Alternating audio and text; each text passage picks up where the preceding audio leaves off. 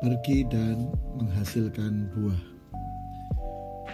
Bukan kamu yang memilih aku, tetapi akulah yang memilih kamu, dan aku telah menetapkan kamu, supaya kamu pergi dan menghasilkan buah, dan buahmu itu tetap, supaya apa yang kamu minta kepada Bapa dalam namaku, diberikannya kepadamu. Yohanes 15 ayat 16. Yang dituntut dari hidup kita sebagai murid-murid Kristus adalah kehidupan yang menghasilkan buah. Sebab dalam hal inilah Bapa dipermuliakan, yaitu jika kita berbuah banyak, dan dengan demikian kita adalah murid-murid Kristus. Yohanes 15 ayat 8. Dan dari buah yang kita hasilkan, orang dapat mengenal siapa Kristus. Buah-buah apa saja yang harus kita hasilkan sebagai murid-murid Kristus? Pertama, buah pertobatan. Matius 3 ayat 8. Jadi, hasilkanlah buah yang sesuai dengan pertobatan. Seseorang yang sudah bertobat dan lahir baru dibuktikan dengan buah-buah yang dihasilkan sesuai dengan pertobatannya. Pertobatan yang sejati akan diikuti dengan buah kebenaran. Pertobatan harus nyata dalam kehidupan seseorang yang telah berbalik dari dosa dan menjalani kehidupan yang saleh dan kudus di dalam Kristus. Kedua, buah roh. Galatia 5 ayat 22-23.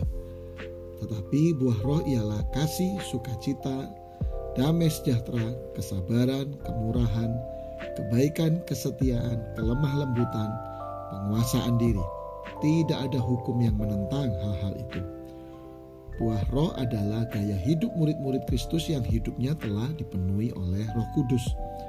Kuasa Roh Kudus yang ada dalam hidup kita senantiasa menuntun dan mempengaruhi sehingga hidup kita senantiasa berkemenangan atas dosa.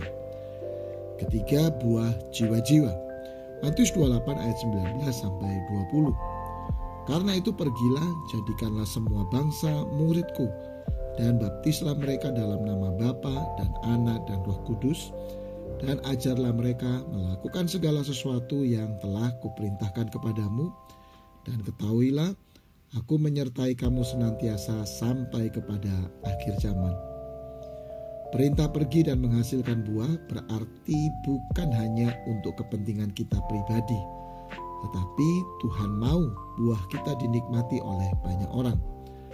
Perintah pergi di dalam amanat agung Tuhan Yesus juga menuntut kita untuk menjadikan semua bangsa murid Kristus dan mengajarkan segala sesuatu yang sudah Tuhan perintahkan, sehingga semakin banyak jiwa-jiwa yang mengenal Kristus.